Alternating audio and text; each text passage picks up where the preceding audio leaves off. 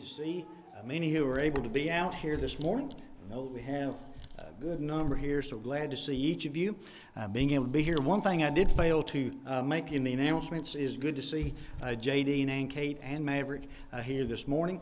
They were able to be in class this morning, so glad that they are able to be here. If you didn't have a chance to see them yet, right, there'll probably be a crowd around him when we get out. But anyway, they are all doing well. JD talked like he's sleeping some nights all the way through the night, but good to have them here with us this morning. It's amazing that we are already in March of 2025, is it not? It's interesting to me. I know many of us were talking this morning. When March gets here, I think it's spring, even though I know we will probably get some more snows. I know me and Mr. Farrer were talking about that one Sunday, that when the snow sticks around, it's waiting on another one. So it might be that we get another snow here in March. But really, to me, spring time is here. I'm talking to many about the gardens, getting in there and doing all those things.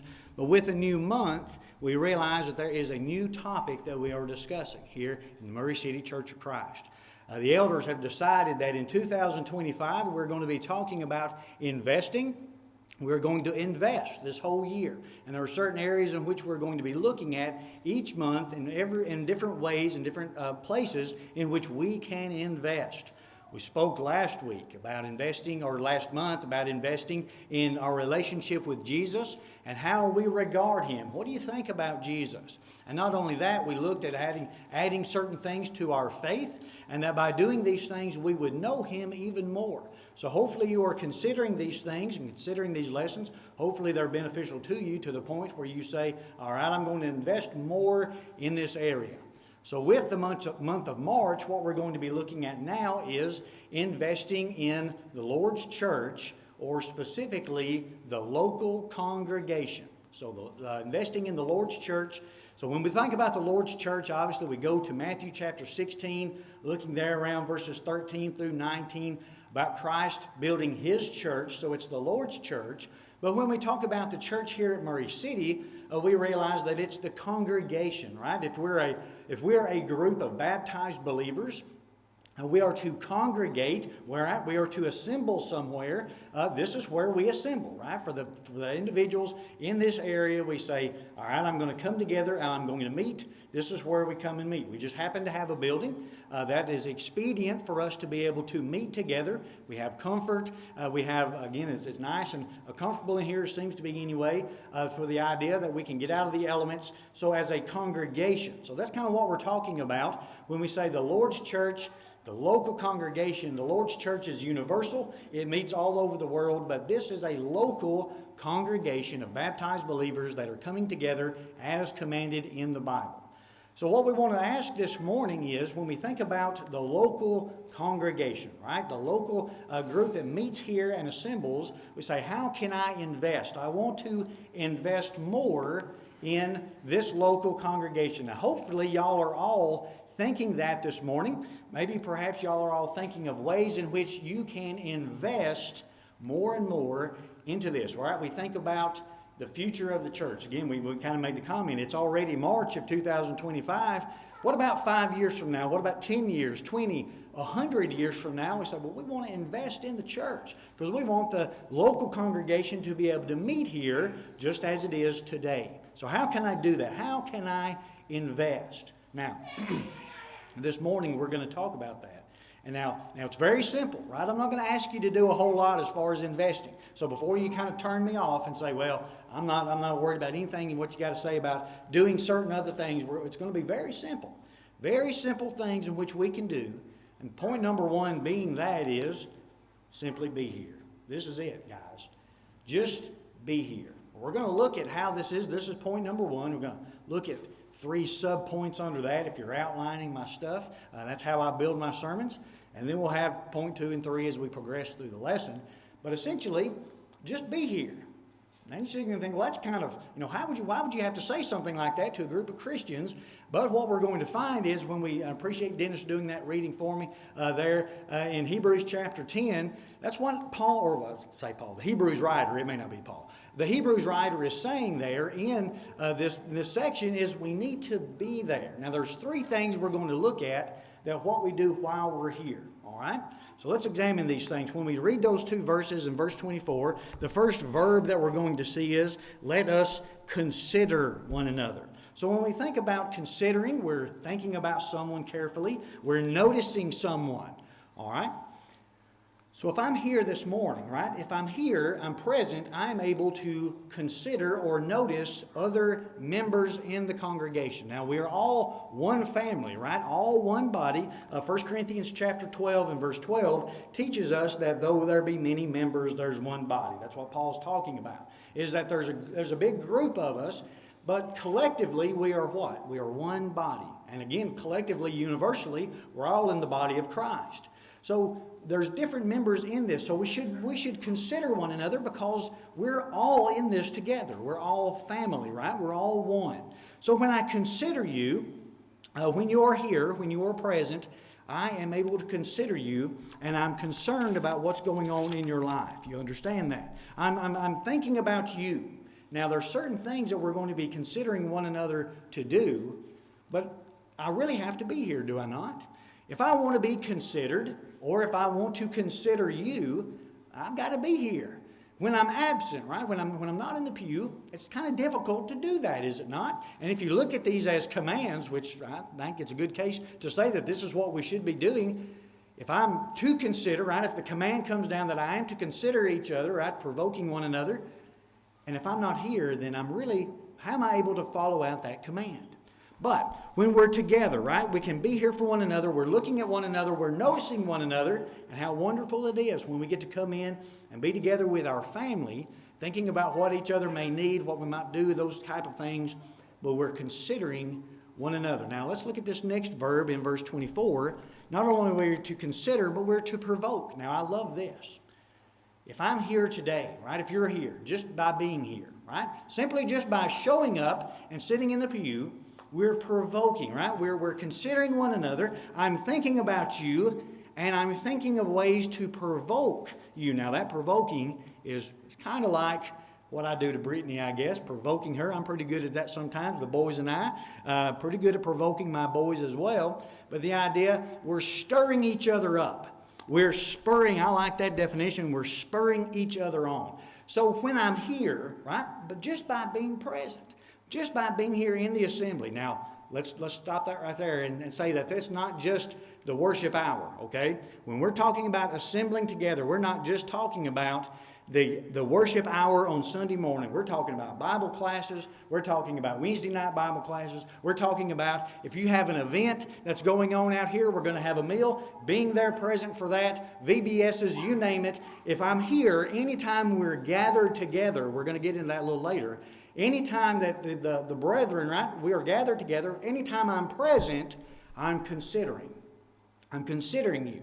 And I'm thinking when I see you, when I notice you, I'm thinking of ways in which I can provoke you, in which ways I can stir you up or spur you on. That's wonderful. Now, you don't realize, and I hope one of these days you will realize how much each one of you spur me on each time that I look out and see you. The conversations maybe that we have, you have no idea how much you spur me on just by being present. All right? So see, it's very simple. They go, that's easy enough. I can do that. Just when the elders say we're having something, right, when we're meeting, just be here. Just be present. And when I'm considering each other, when I'm provoking them, we're going to look into what those two things we're provoking them to do here in just a moment. But I'm being stronger, right? Are we not stronger when we're together like that? When we're not encouraging, we're going to look at that here next. When I'm spurring you on, I say, look, you can do this. And I feel so encouraged of the men that stand up and say, look, you need help doing this? I'll do that. Young ladies that do the classes in the back, right? They say, I can do that, right? You need help? I can do that. Isn't it encouraging? So that's what we're going to look at here in the next.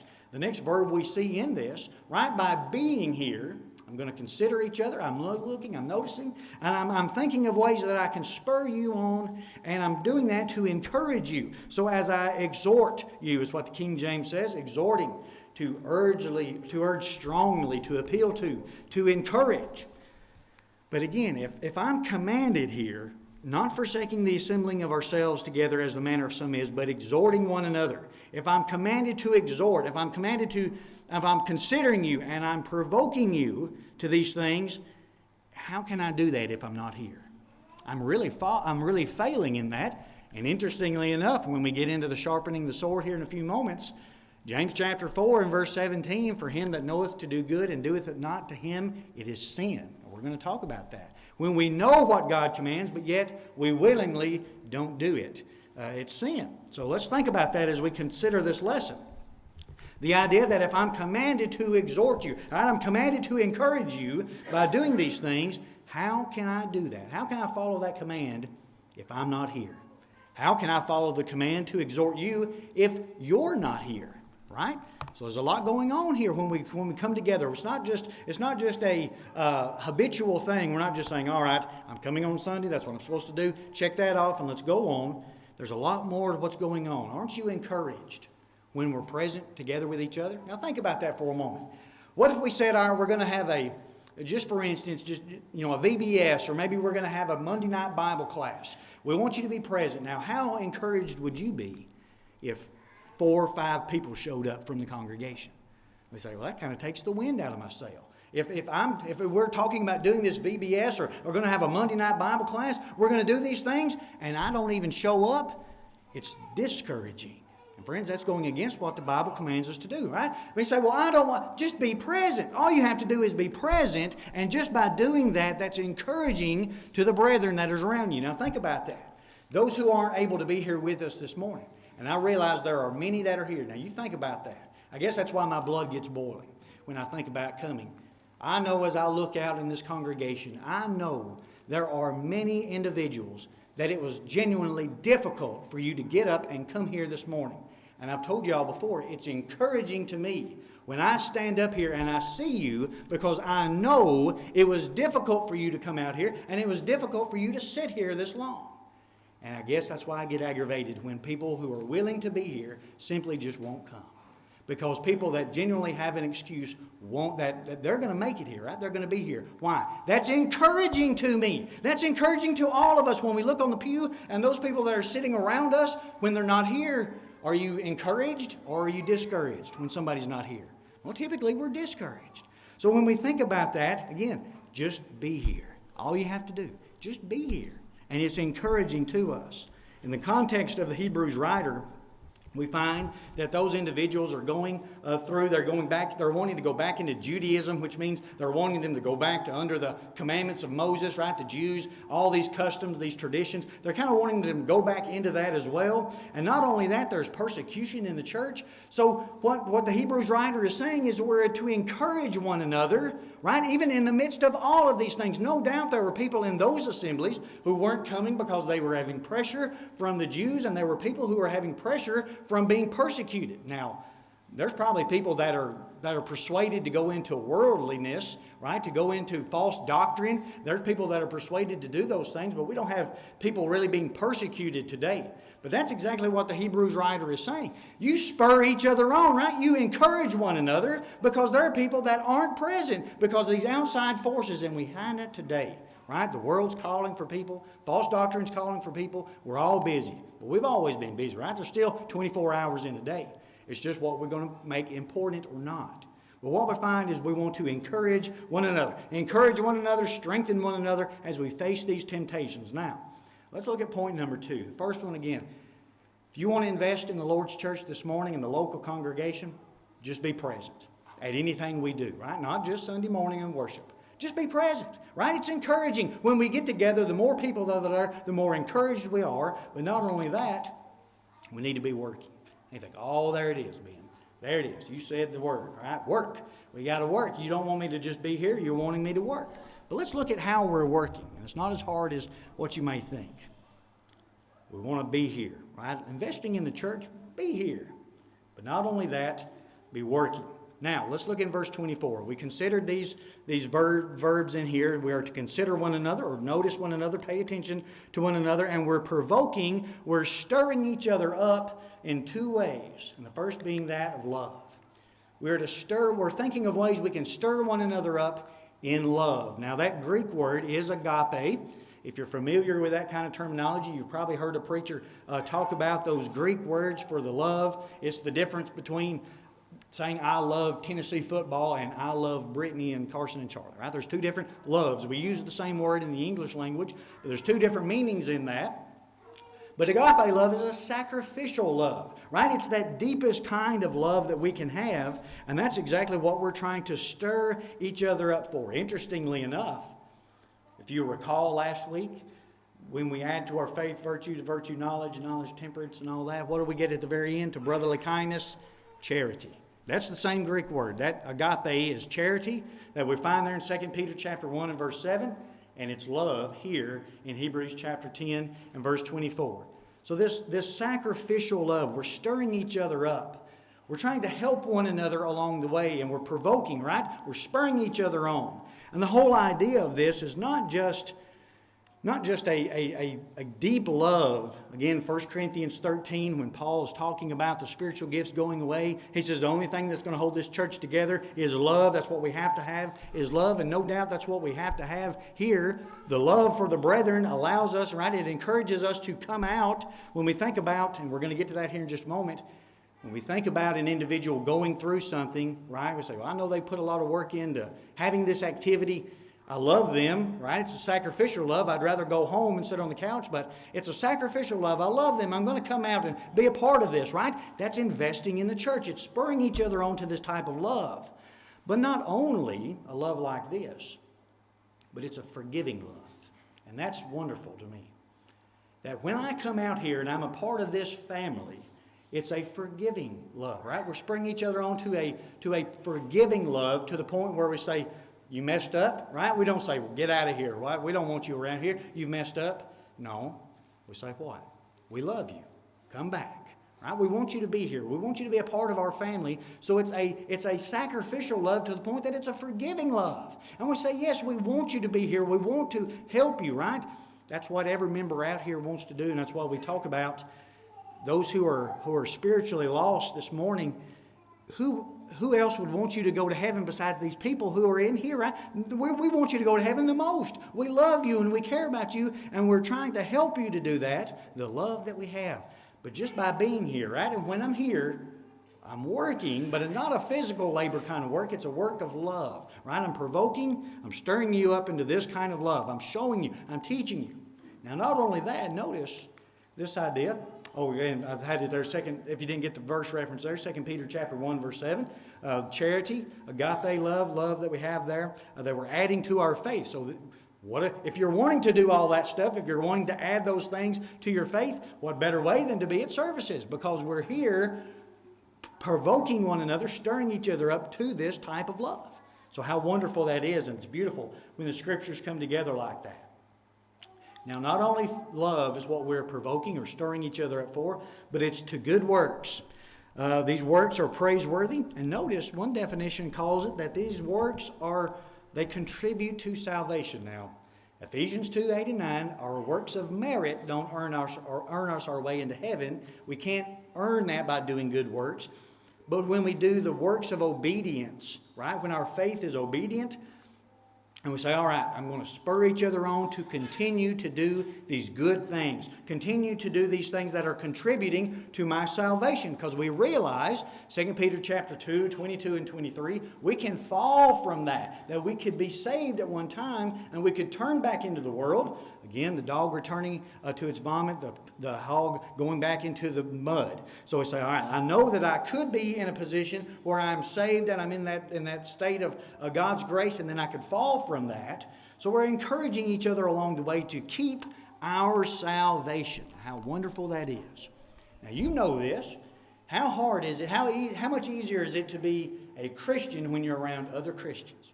Right? Everybody in here knows it's easier, right? If I'm surrounded by, we have that young adult class back there, right? If I'm surrounded by other individuals around my age going through the same thing, it's easier to face these things when I'm around other people. It's hard when I'm out by myself.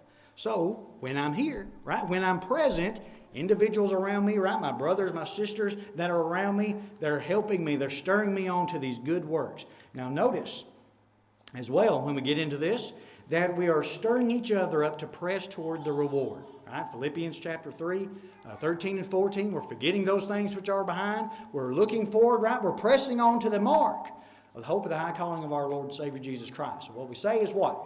I'm here. I just need to be here. You want to invest in the church?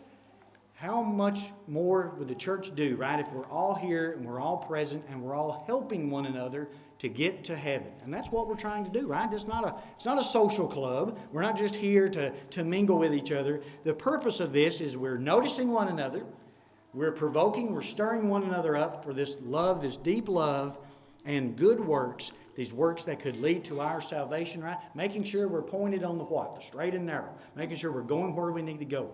Interestingly enough, in James chapter 5, looking there in verses 19 and 20, James chapter 5, 19 and 20, James talks about that brother that errs, E-R-R, strays from the truth, and talking about how we need to convert that sinner back. And it's interesting that James calls him a sinner. When he leaves the church, right, when he leaves the faith, he says he's a sinner, bring him back. So I'm provoking, right? I'm stirring each other up because I don't want you to miss out on heaven.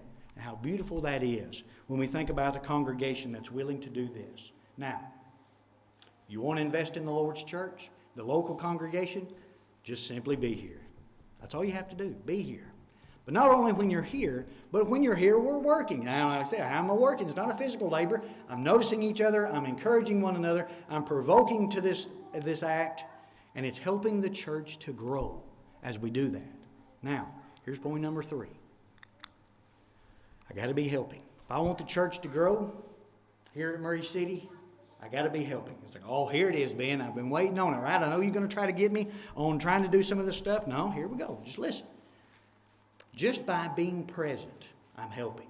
Now, what do I mean by that? Let's look at verse 25. The idea here of not forsaking the assembling of ourselves together, as the manner of some is. So what do we mean by that? This idea of forsake, that Greek word really means to separate a connection with someone or something. Now, what do I mean by that? Some translations have, I think it's maybe denying or neglecting. That's what it is. Neglect not the assembling of yourself. That's an all right translation. I guess that's kind of what it means. But I think when we look at forsake, it really brings a heavier meaning to this idea of not coming to services. Okay, again, not just Sunday morning services, but anything that the church has going on. When I forsake the assembling. Now, we notice that it doesn't say forsake the Sunday morning worship. That's not what it says. It says the assembling, when we're gathered together. So the idea of forsaking there is pretty much that you're leaving me behind. All right? You know that it's difficult. You know that we might be struggling. You know that we might be needing your help. But essentially you say, I'm forsaking you. I'm leaving you behind. Leaving you in a lurch. I don't care. Right? You're struggling. You're facing these things. It doesn't matter. I'm going to go on. I'm going to do what I want to do. Now that to me is a little heavier idea than just simply saying, well, I'm going to neglect, which would still fit. But the forsaking, I know you need me, but I'm not going to be here. That hurts. So what do we think about that? Let's apply it like this. Ephesians chapter 6, verses 11 through 18 tells us that we have put on the armor of God. That we're not fighting against flesh and blood. We're fighting against the spiritual warfare, right? And Paul tells us in Ephesians, you put on your armor and you go out and you fight. Now, friends, if you're here this morning and you don't think we're in a spiritual battle, the devil may have you by the shirt tail. You might want to be careful about that. So it's a spiritual battle. We have to go out. Last week in the sharpening the sword, we were talking about in James chapter 4 there, where we resist the devil, right? We submit to God. He'll draw nigh near to him. He'll draw nigh to us. Submit yourself to him. Resist the devil, right? He'll flee from you. The idea there of that resisting was a military stance, that I am arrayed in my battle uniform and I'm going out against the devil. Now think about that as we look here at the end, getting to the end of our lesson. If I'm here this morning and we think we're battling Satan, right? We're battling the spiritual warfare, right? The world is a wicked place. It's a bad, we don't want to be a part of that. And we're battling that and we say, it's difficult, Ben. It's difficult with everything going on in my life, everything that is happening. It's hard for me day in and day out. We need to be together, right? You think of a troop, a unit in battle, that when they're together, the more of them that are there and the more that they are together, right? The stronger that group is. And could you imagine a soldier saying, you know what, I know you need me, but I'm not coming. Think about that. I know you need my help. I know that I can contribute, but I'm not going to be there. I'm going to leave you behind. You really need my help? Really? Well, too bad. Now, this nation, right, it's kind of seems like it's getting back on course to certain things, but generally we don't give much honor to individuals who retreat in battle and leave their soldiers there, right? We don't look at a commanding officer and say, look at this guy, the pressure's on, we really need him, and he leaves. We don't honor individuals like that. What do we honor? We honor the men that in the face of all that, they still stand there and fight. So as a church, right, as a group of assembled, baptized believers here assembling together, when we need help, when you're not here, you're essentially saying, good luck, I'm not going to help you. That's all it is. Now, friends, to me, that's hurtful, kind of, right? Are you going to leave us behind? As a congregation, you say, I know you need my help. I'm not going to be there. Many times we find ourselves doing that. We just simply say, good luck. I'm not going to come help you, right? I'm going to do my part. On Sunday morning, I'll be there long enough to check the box, and then I'll leave. How can we help fight if we're not here? How can I stir each other up if I'm not here? How can I stir you up if you're not here, right? Where's my responsibility? I'm supposed to be doing that, but how can I do that when you're not present? And finally, we see why we need to be doing those things at the tail end of verse 25, the latter end. Exhorting one another. Again, we're encouraging one another. Why? And so much the more as you see the day approaching. I can see it. Now, again, this is metaphorically. We can't see the end of the world. Again, it didn't happen the other night when all the planets are lined up, right? If you were counting on that or whatever, worried about that. It didn't happen. We can't see the end of the world, but we know, metaphorically speaking, as we're here present today, we know what? There's going to come an end. There will be an end. We understand that this is not going to be forever. We know that Jesus is going to return one of these days, or we'll take our last breath here on earth. An elder back home, he used to pray about that. When he would pray, he'd say, we're one day closer to eternity. Friends, let that sink in as you're present here this morning. We think again already, it's in March 2025. Before you know it, it's going to be summer. Before you know it, it's going to be Thanksgiving and Christmas again. And it's going to be 2026 if the Lord wills. And we think, time's getting away. We're all busy. We've got our weeks probably planned out next week, everything we've got to get done. And before you know it, a week's gone. Then a month, then a year. And every day that we wake up, we're one day closer to eternity. That's why I need to be present for me, because I need y'all to spur me on, to encourage me, to keep me focused on the straight and narrow, to keep me focused on what God wants me to do, right? To encourage me, to help me, because eternity's coming and I want to go to heaven. I need to be doing that to you, right? Every time you're here, I'm able to help you, to spur you on, to encourage you, because why? I don't want to see you lost. I don't want you to be surprised on that day of judgment and say, I never knew. Right? We're going to talk about that here a little bit here in the sharpening the sword. But the idea of saying eternity's coming. All right? So be here. Now, that's great, I think. That's easy enough. That's something I can do. That if you want to invest in the church, just be here. How easy that is, right? Make an effort. Show up every time the doors are open. That's easy enough, isn't it? And by doing so, by being here, then we're encouraging one another, we're helping one another, we're working, we're doing these things, and we're investing in the Lord's church. Now, we understand in closing here that just sitting in the pew isn't going to get me to heaven. All right? Now, it's beneficial when I'm in the pew because I'm helping all those around me. But just by being here in the church doesn't get me to heaven. We realize that we need to follow the gospel plan of salvation, right? Just by being present, just by being in this building doesn't put you in the church, okay? Just by being in the church building doesn't put you in the church. I follow the gospel plan of salvation. I hear, believe, repent, confess. I'm baptized, and when I'm baptized, I have those sins forgiven in my life, and then I'm added to the church. Acts chapter 2, verse 47, the Lord added in the church daily such as should be saved. All right? So I must be in the church in order to be saved. But we're not talking about in this building. We're talking about the spiritual body of Christ. So if you're here this morning and you're subject to the Lord's invitation, we ask you to do so, right? Why leave here this morning saying everything's ready, right? It won't take but just a moment and you could be ready for eternity. Every day we're getting closer and closer. Be ready for that day. If you're here and you're a Christian, you've fallen away, we can make those things right in your life, restore you back to Jesus, back to God in that relationship, or you may simply just need the prayers of the church. So if you're here in any way, you need the Lord's invitation in any way, won't you come forward as we stand and as we sing.